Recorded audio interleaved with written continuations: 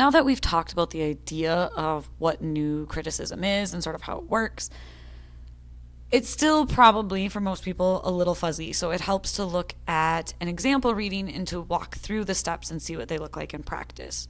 One thing that's important to remember with new criticism is you're not always going to walk through all of these steps as explicitly as we're about to. Some of these steps you'll be able to get through much quicker. But I think it's still useful to see what each thing looks like and sort of that chain. And at the end of this, I'll actually show you some example new critical readings that students have done based on some passages they were assigned in class. So to start with, remember, in new criticism, it doesn't matter if you know anything about the text that we're working with. So this is a section of the text from Julius Caesar, and we have a character named Brutus who's speaking. That's really all you need to know, because we're dependent just on the text that's in front of us. Nothing else matters. So let's read the text we have. There is a tide in the affairs of men, which, taken at the flood, leads on to fortune. Omitted, all the voyage of their life is bound in shallows and in miseries. On such a full sea are we now afloat, and we must take the current when it serves, or lose our ventures. So this is the text we have to work with. So the first step in new criticism is symbols. And the first thing, hopefully, that stuck out to you is that there's a lot of water imagery. So we have tide and flood, voyage, shallow, sea, afloat, current, ventures. All of these refer to the sea. And so that seems to be a symbol that is running all the way through this section. So once we identify the symbol, we have to identify what it might be standing for. And remember, in new criticism, the point is to identify multiple meanings. And so the two meanings we're going to look at, we have symbols of the sea. So the sea can be sort of this wild, vast, uncontrolled, untamed place, right? It's something sort of huge and overwhelming. And yet we also have many references to like the tide and to currents, which are actually very predictable and very controlled and orderly. So there's this inherent contradiction here, right? We have the sea is vast and uncontrollable. We have men who are afloat in it. And yet we also have something very, very predictable. The sea can't be both. It can't be uncontrolled and predictable. That's a paradox. So that's our next step. We get to this paradox. The sea is something uncontrolled and overwhelmingly wild, yet also having a very predictable pattern. So new critics would not see this as an issue. They would see this paradox as a positive, that all literature lends itself to paradox. So the next step is to look for ambiguity. And this is actually pretty easy. You look at the paradox and you think, okay, so what's unclear? What questions then do I not have answers for in the text? Here we go. So the ambiguity, again, coming from the imagery of the sea, we're talking about the affairs of men. So like human issues or human events.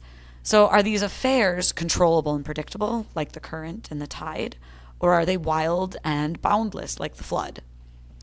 They have to be one or the other, because that's the imagery we have here. So now there's an ambiguity. We have some questions that we don't have answers for yet.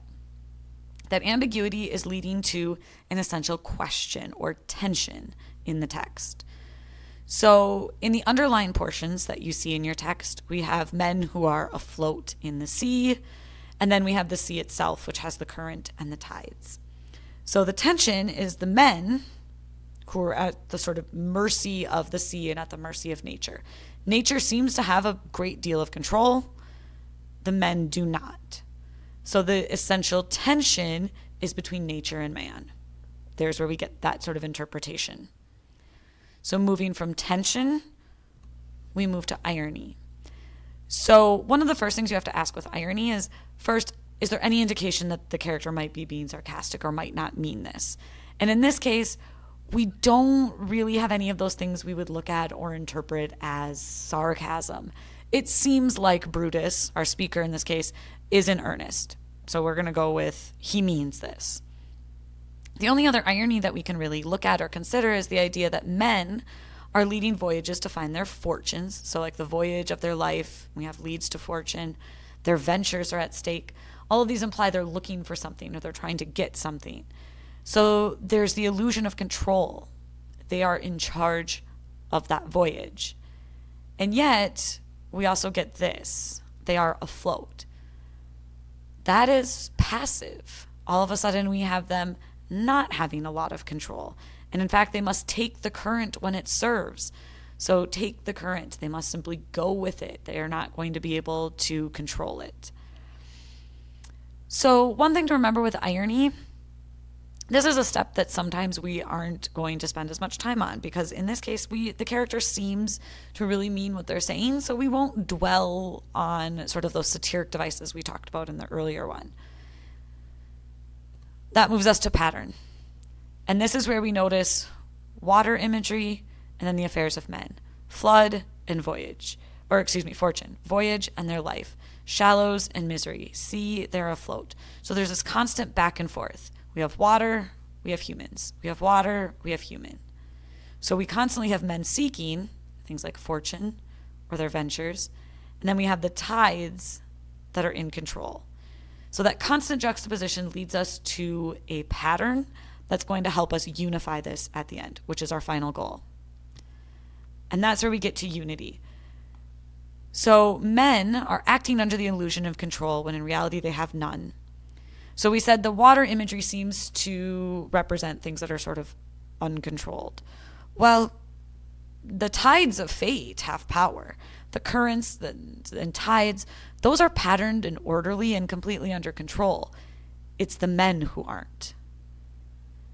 So when we look at this in terms of meaning, we can interpret this to mean that men are at the mercy of fate, and they have to work within the confines of that fate, like we see here in the tides and the currents. And that if they don't work within those confines, they're pretty much doomed, right? We have this last line where they will lose their ventures. So that gives us a unified meaning. That essential tension then between men and the tides is an essential tension of life. Men want control, but fate is the one that really has it. So that's how new criticism works sort of in reality. Here are a few examples of students who have done new criticism. So here's an example. This is a section from King Lear. No, I will weep no more in such a night to shut me out. Pour on, I will endure. In a night such as this, O Regan, Goneril, your old kind father, whose frank heart gave all, oh, that way lies madness. Let me shun that, no more of that. And so you have here a paragraph explaining sort of their interpretation of this. The students who got this passage had never read King Lear. They didn't know anything about it. They don't know who any of these people are. They just got this paragraph. So this might be a good time to sort of pause and look over the paragraph to get some ideas. So go ahead and do that, read what they're saying, and when you're ready, we'll go to the next one. So the next one is another example from Julius Caesar, and look at how short this is. But there's some really good stuff that the person reading it did. We have Caesar saying, I am constant as the northern star, of whose true fixed and resting quality there is no fellow in the firmament.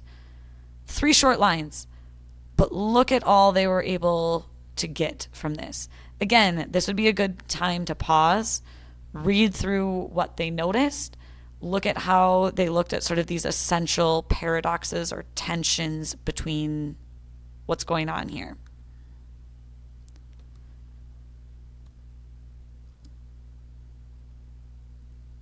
And here's your last one. We have an example from Macbeth, which might be a little bit more familiar to you. We have Lady Macbeth talking to her husband, and he says, Yet I do fear thy nature, it is too full of the milk of human kindness to catch the nearest way. Thou wouldst be great, art not without ambition, but without the illness should attend it. And again, you have an example here. This person focused in on the use of illness and milk as their sort of essential competing symbols. So in this case, the paradox came not from one symbol's multiple meaning, but from a couple symbols working together in sort of contradictory ways.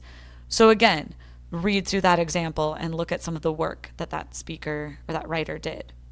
Hopefully these examples show you a little bit about how that attention to detail, that nitpicky close reading can get you to some really important insights based solely on the text itself.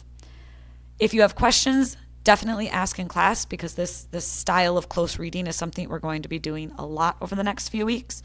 And it's actually going to form the basis for your final paper. So you want to make sure you sort of understand how this works so that you can be ready to do this in a few weeks.